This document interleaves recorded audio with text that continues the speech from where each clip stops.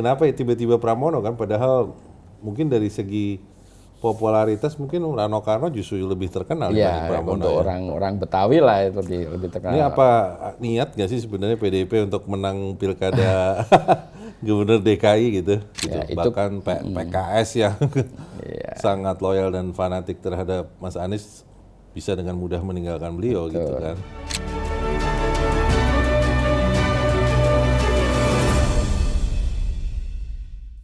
Niat ke pasar ingin beli sepatu, Pulang-pulang bawa sepiring tahu. Anies sudah siap maju. Pramono Anung yang dapat restu. Selamat datang ke Cakep, catatan kebijakan publik dan politik bersama saya Wisnu Yuwono. Dan saya Hannibal Wijayanta. Dalam episode ke-17 kali ini kita akan membahas sekali lagi dinamika pilkada yang Sangat seru. sangat seru dan sangat panas ya. Sangat panas, sangat cepat. Ini pada saat syuting ini besok adalah hari terakhir, Terakhir. ya, untuk penutupan pendaftaran calon gubernur, dan calon wali kota, calon bupati untuk berlaga di pilkada Dan mendatang. detik ini Mas Pramono Anung dan Mas Rano Karno maju Iya. mendaftarkan diri ke pilkada DKI di KPUD. Iya, iya. Jadi fresh from the oven, Pak Pramono Anung sudah figur yang mengejutkan ya. Iya, tiba-tiba Setelah muncul. kita dibanjiri oleh wacana bahwa Anies Baswedan ingin maju lewat tiket PDIP. Nah, kira-kira spill inside infonya gimana nih, Mas? Ini menarik Sebagai memang. wartawan senior. Menarik ini memang perkembangan terakhir soal Mas Anies yang dikabarkan akan diusung oleh PDIP tapi last minute ternyata batal gitu. Mungkin ceritanya untuk yang ke PDIP ini mulai dari hari Minggu kemarin. Jadi awalnya kan memang sudah muncul dorongan dari beberapa warga Betawi yang ingin agar Mas Anies maju di Pilkada DKI dengan didorong oleh PDI Perjuangan. Dan waktu itu Ibu Mega itu sempat berpidato, kalau salah hari Jumat ya, berpidato enak aja mendorong-dorong saya. Emang kemana Aja selama ini selama gitu ya. ini gitu. Terus apa dia mau nurut Ibu gitu kan. Nah, Intinya ternyata gitu lah. hari Minggu dini hari, bahkan berarti udah lewat berarti ya.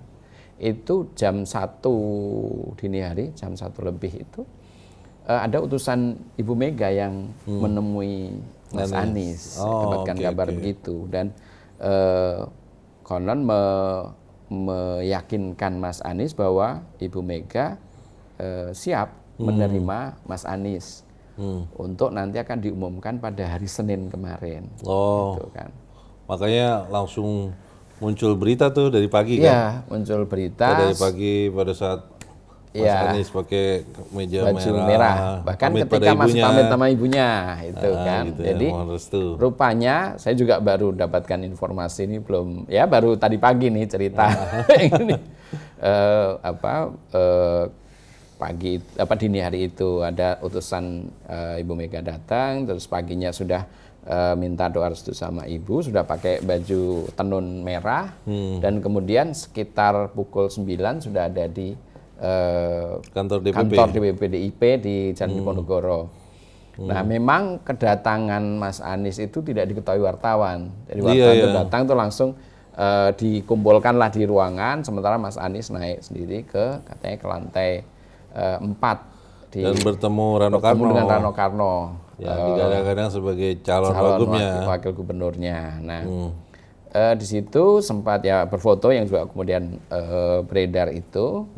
Dan kemudian sekian lama di dalam kok kemudian Ibu Mega mengumumkan calon-calon kepala-kepala daerah yang diusung oleh PDIP, dan ternyata nama Mas Anies nggak ada. Tidak ada.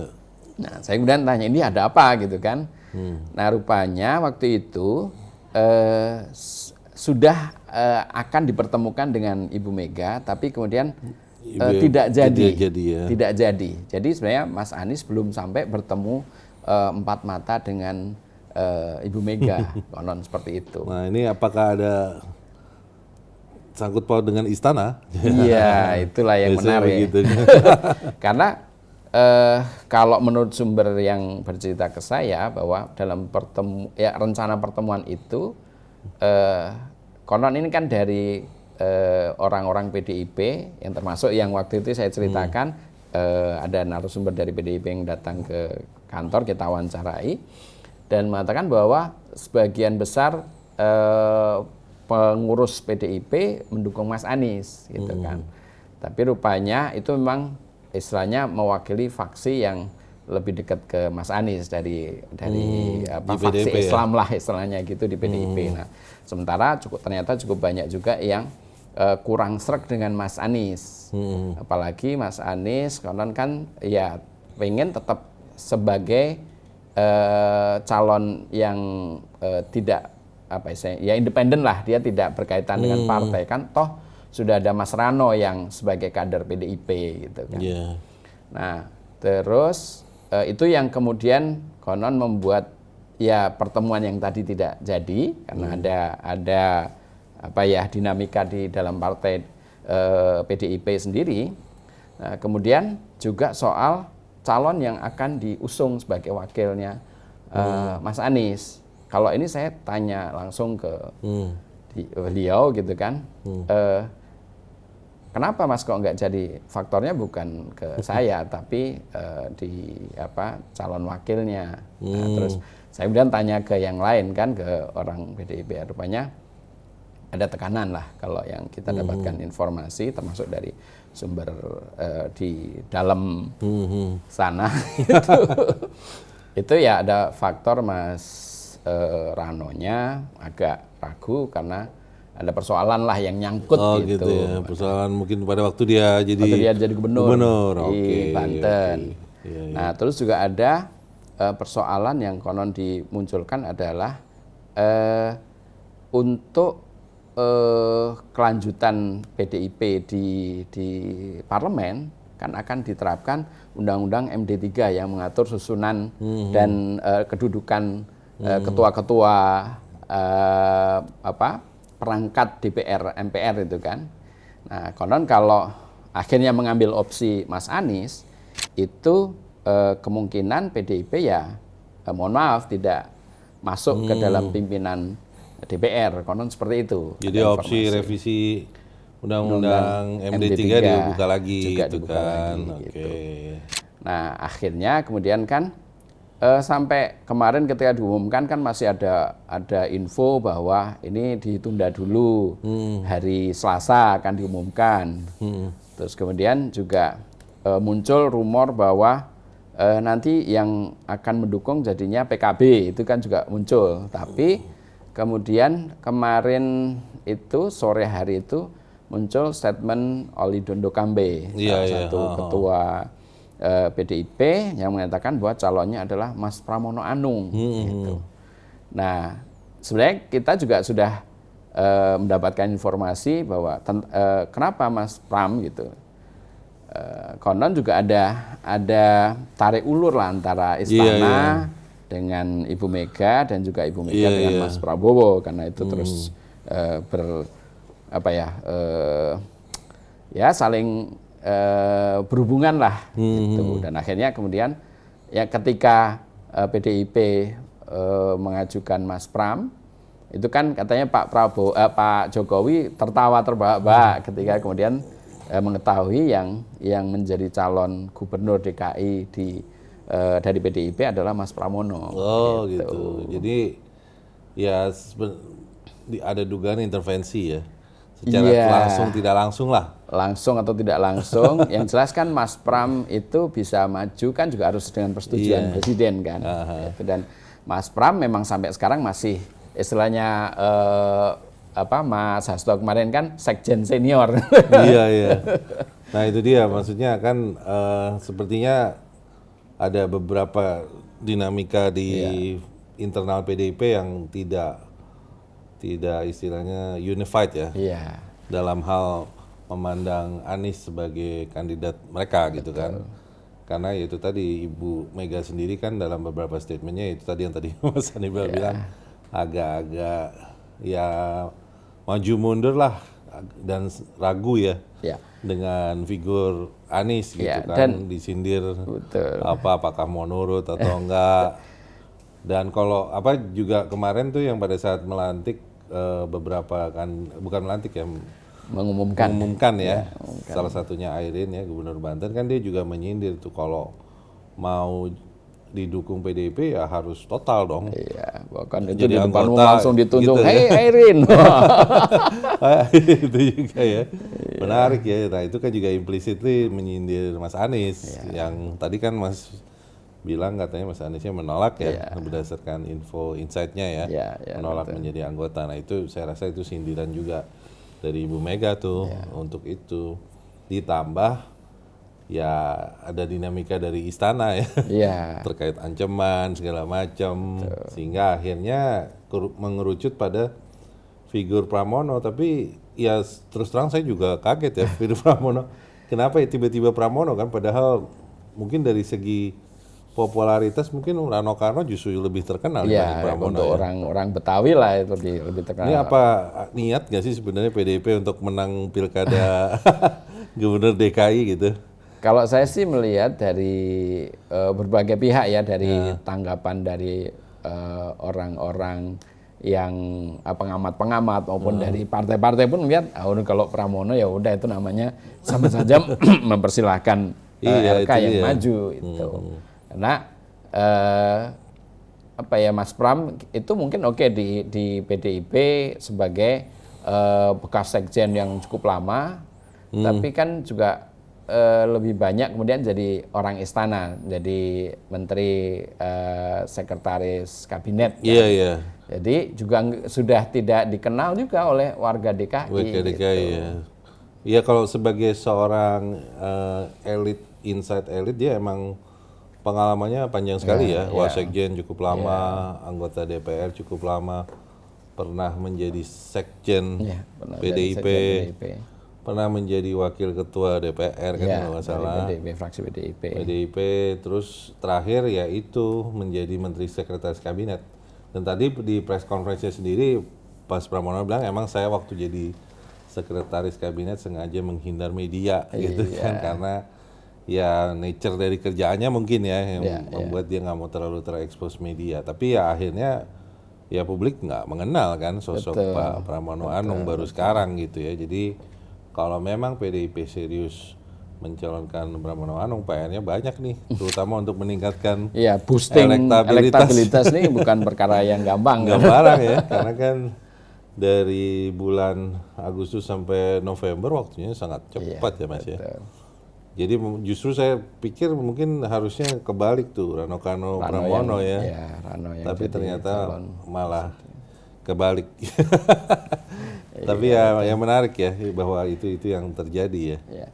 Tapi kalau saya melihat ya, kalau faktor PDIP atau Ibu Mega itu kan ya mungkin ya wajar-wajar saja sebagai sebuah partai yang tentunya akan berat mengusung orang lain.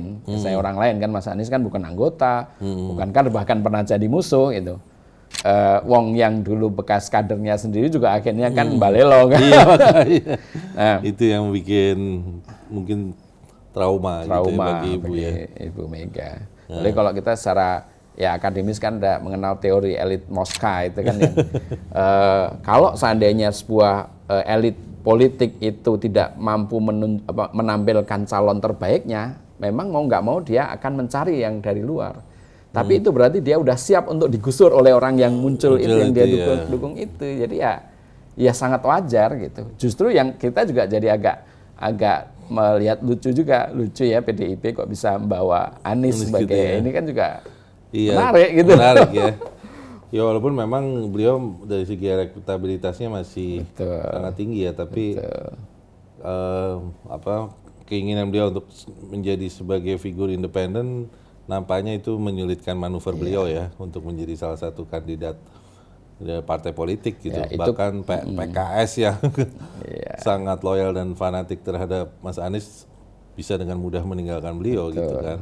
Nah itu menarik tuh bahwa formula yang saya rasa formula ini coba diterapkan pada beberapa figur ya. Kalau saya amati ya, dulu kan Ridwan Kamil juga waktu jadi wali kota kan sebenarnya figur independen. Betul. Dia dosen ITB gitu, didukung PKS kalau nggak salah satunya, dan menang menjadi wali kota. Terus kemudian sebagai gubernur Jawa Barat dia juga belum sebagai anggota partai kan, Ya, belum Golkar kan. belum Golkar gitu kan.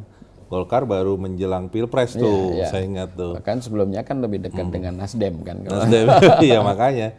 Jadi sebenarnya eksperimen figur independen itu sudah dilaksanakan beberapa tahun yang lalu gitu.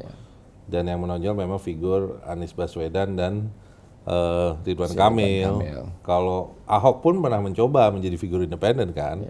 Pada waktu dia maju sebagai gubernur, dia belum jadi anggota PDIP loh. Saya ingat tuh. Belum. Bahkan itu yang dorong kan Mas Prabowo kan. Iya, ketika menggabungkan. Oh tapi waktu itu dia jadi anggota Gerindra dong syaratnya. Gerindra. Tapi setelah itu kan dia lepas dari partai politik tuh. Waktu dia jadi gubernur kan. Terus dia ingin maju sebagai figur independen walaupun dipaksa oleh Ibu Mega pakai jaket merah. Waktu itu dia masih terkesan masih kurang srek ya. Masih kurang srek kan. Makanya dia waktu itu maju tapi dia belum menjadi semacam anggota PDIP, dia baru menjadi anggota PDIP setelah keluar dari penjara. Oh, jadi saya ingat tuh. Jadi eksperimen figur independen sudah pernah dicoba, Ahok, Ridwan Kamil, dan sekarang Anies, dan tapi sekarang sepertinya semakin sulit ya, karena kalau menurut partai politik sangat ini. Ya, menurut Mas apakah salah seseorang itu ingin maju dari sebagai orang yang independen, dia tidak berpartai? Ya sebenarnya sih bagi saya tidak salah ya, dalam arti justru dengan adanya peluang calon independen itu memberikan alternatif kepada masyarakat ya, sehingga menghindari bahwa partai politik bisa berkongsi untuk menjegal salah satu kandidat. Kan ini diduga sebelum ada putusan MK kan mencoba menjegal figur Anies gitu ya. Nah ini kan tapi putusan MK opsi semakin terbuka, tapi ya untuk figur Anies seperti sayangnya malah tidak ada partai yang berani gitu ya. Padahal mungkin PKB bisa mengajukan sendiri, Nasdem bisa mengajukan sendiri, PKS mengajukan sendiri, tapi ya itu tadi karena masih dihubungkan dengan pembentukan pemerintah pusat yang akan berlangsung pada Oktober mendatang, sehingga akhirnya ya itu tadi ada keterkaitan antara pembentukan pemerintahan, struktur kabinet dengan pilkada, yang menurut saya justru harusnya tidak ya, karena itu dua hal yang harusnya berbeda gitu. Toh juga kalaupun ini kan levelnya level gubernur ya, pemerintahan tingkat 1 dengan pemerintahan pusat. Kalaupun menghitungnya bahwa nanti bisa akan menjadi saingan di tahun 2029, oke, tapi itu kan masih 5 tahun lagi gitu. Iya. Dan saya melihat skenario Kimples nih agak-agak goyang sedikit nih. Mungkin Mas Hannibal bisa ada insight info yang terkait dengan Bu Airin nggak tuh? Kan dinamikanya kencang juga tuh. Tiba-tiba didukung PDIP, terus besoknya sekarang didukung oleh Golkar tuh. Kalau yang saya dapatkan cerita kan yaitu mengakomodasi keinginan Kimples untuk terutama Gerindra ya untuk mengajukan calonnya itu. Dan diharapkan semua bergabung, semua mengikuti perintah ketua kelas gitu. Ketua kelas. Sehingga yang dipilih adalah calon dari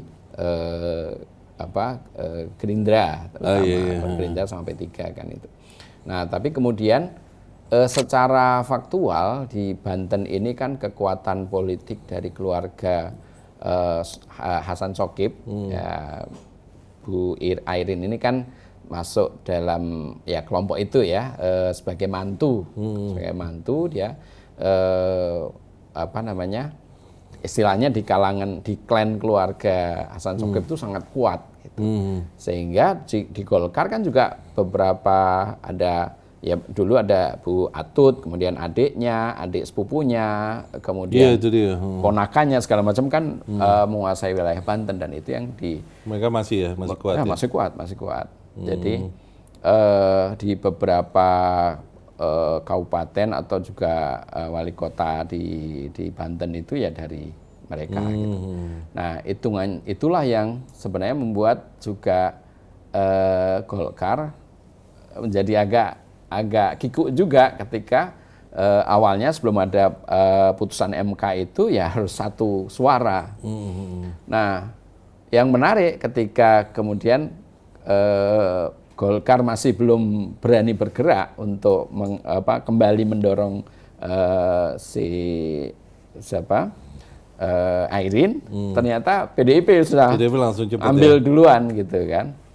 Oke. Nah, terus ambil duluan dan kebetulan juga karena Airin ini di Banten juga elektabilitasnya cukup tinggi ya udah diambil dan karena tadinya merasa tidak punya kesempatan untuk lewat Golkar ya akhirnya mau dilamar PDIP. Nah, yang menarik adalah sehari kemudian Bahlil mengumumkan bahwa Golkar juga mendukung Airin. Nah, kalau saya tanya ke orang-orang Golkar ya pastilah ada perintah dari istana gitu. Oh gitu. Oh jadi ini lebih kepada usaha untuk mengkapitalize kepopularitas Airin ya, karena mereka tahu bahwa calon yang diajukan Kimpres siapa tuh Pak Rizadi itu kurang secara ini terus kemudian tidak menjanjikan lah ya. Kurang menjanjikan. Nah, ini yang apalagi di Banten ini kan suara Golkar tuh masih dari dulu masih cukup kuat, ditambah ini dengan suara PDIP ya sebenarnya mereka optimis akan menang di Banten. Tapi daripada diambil seluruhnya oleh PDIP. Cuma PDIP sehingga yang akan menang cuma PDIP ya udah ikut saja gitu ya. Apalagi Airin kader Golkar kan, jadi itu yang ingin dimanfaatkan betul. Ya. Oke. Nah, pada waktu Ibu Mega mengumumkan figur calon kepala daerah itu juga ada menarik tuh mantan Panglima TNI.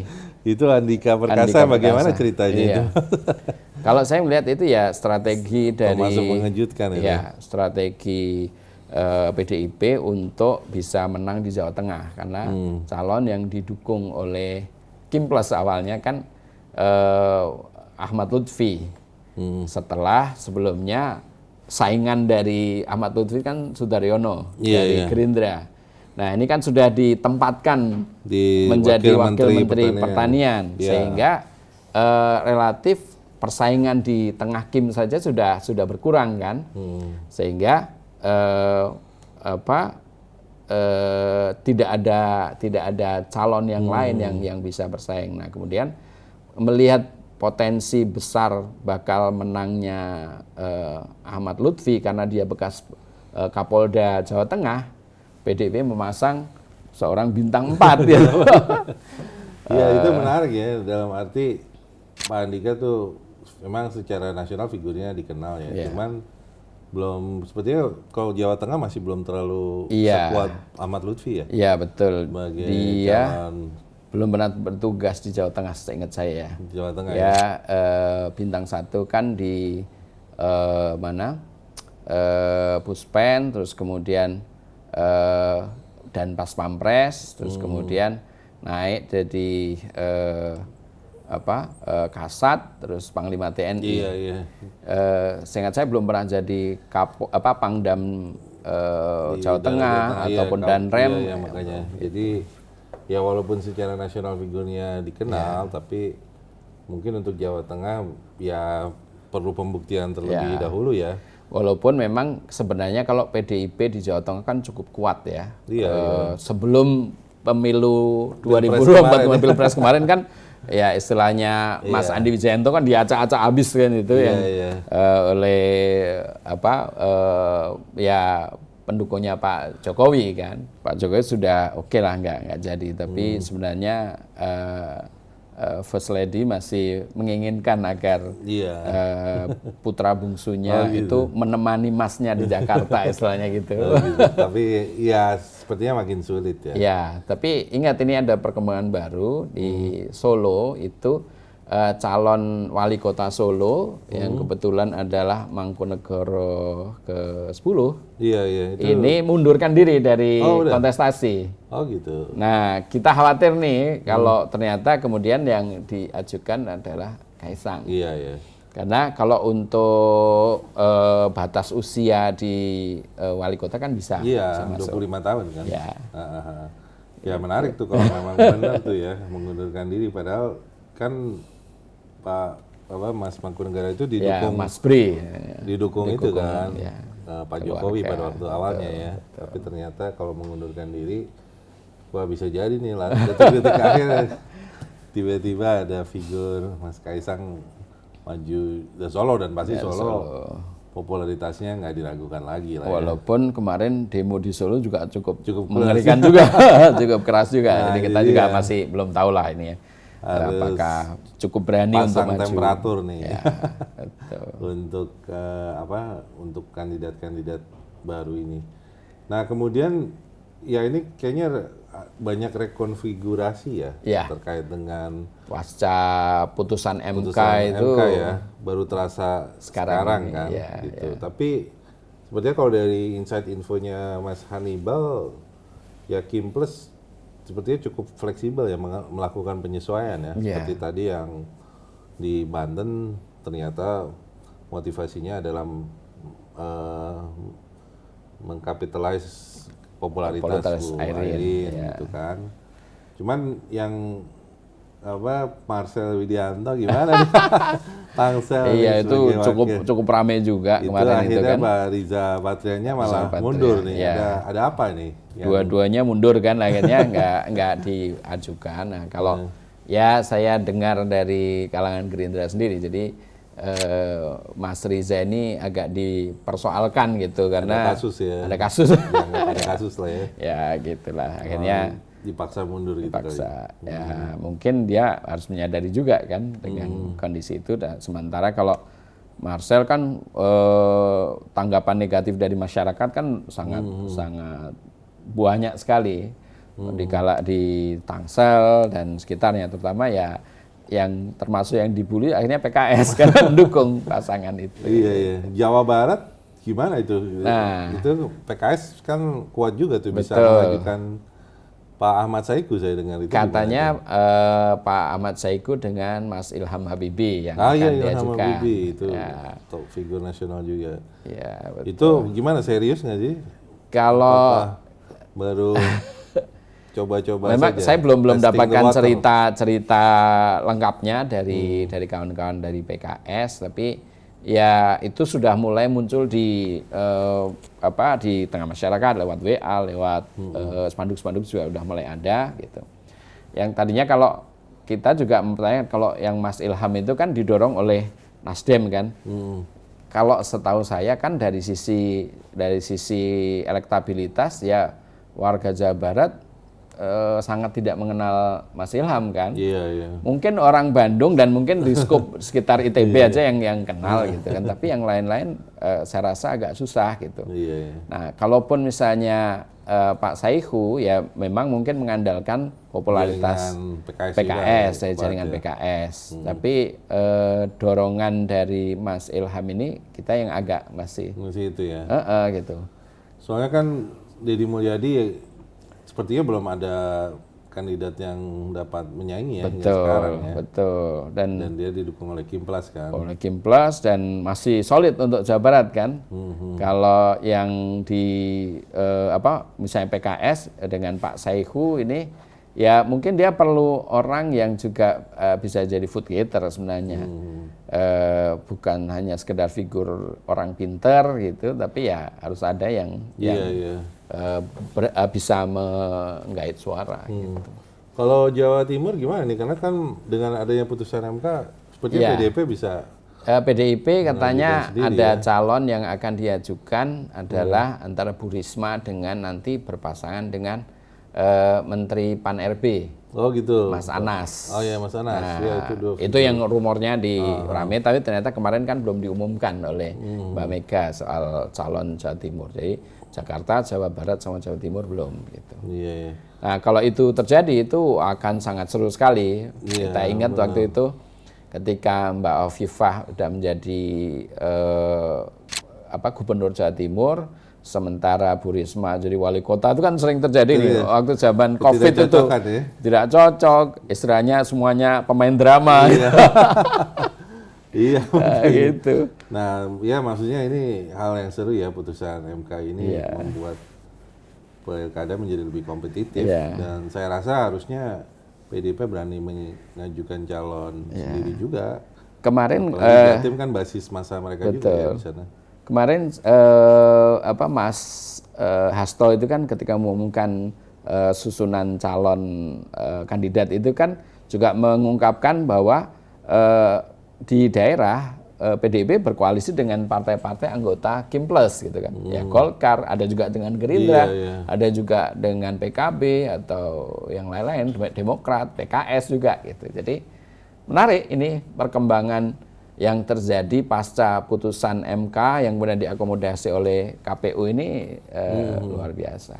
Iya, maksud saya justru ini jangan sampai tidak dimanfaatkan oleh partai-partai yang tadinya suaranya tidak cukup ya, untuk berani mengajukan kandidat, tapi tentunya kandidat yang kredibel, yang mempunyai rekam jejak baik, gitu kan, tentunya. tidak serta-merta motivasinya untuk mendapatkan mahar, itu kan inti dari pilkada, gitu kan. Iya, cuma memang masyarakat repotnya punya opsi yang lebih banyak. Gitu. Repotnya apa yang terjadi kemarin kita melihat ya persoalan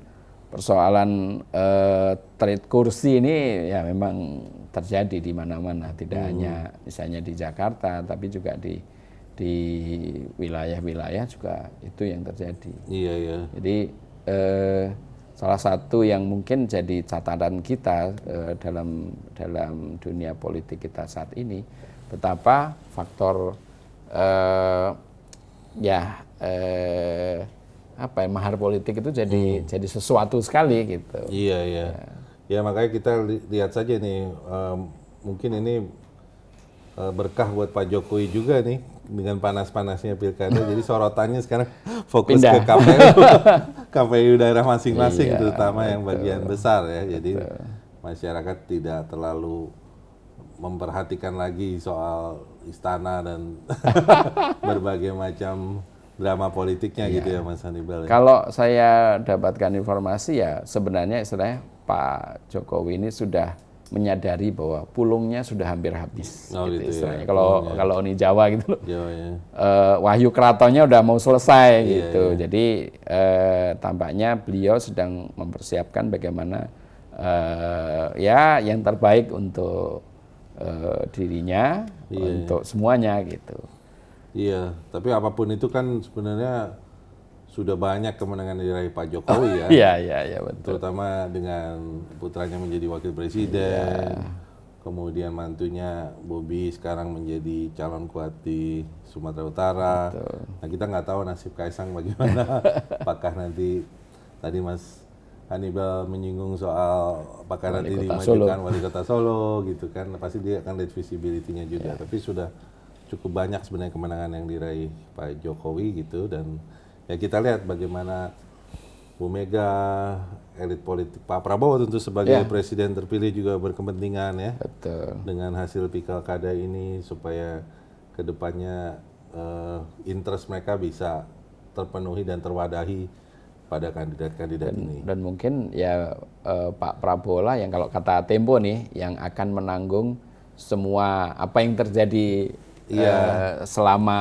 pilkada ini, karena dialah yang nanti akan menjadi kepala negara. Iya, dan dia berinteraksi nanti dengan para gubernur, para bupati, para wali kota gitu kan, pastinya kepentingannya banyak. Baik, sudah banyak sekali ya yang kita spill di episode kali ini. Mudah-mudahan pemirsa dapat info yang valid dan analisis yang valid juga dari kita berdua. Dan jangan lupa untuk subscribe di YouTube TV One News ya. Sampai jumpa pemirsa pada episode berikutnya dan sampai jumpa. Sampai jumpa. Sampai jumpa.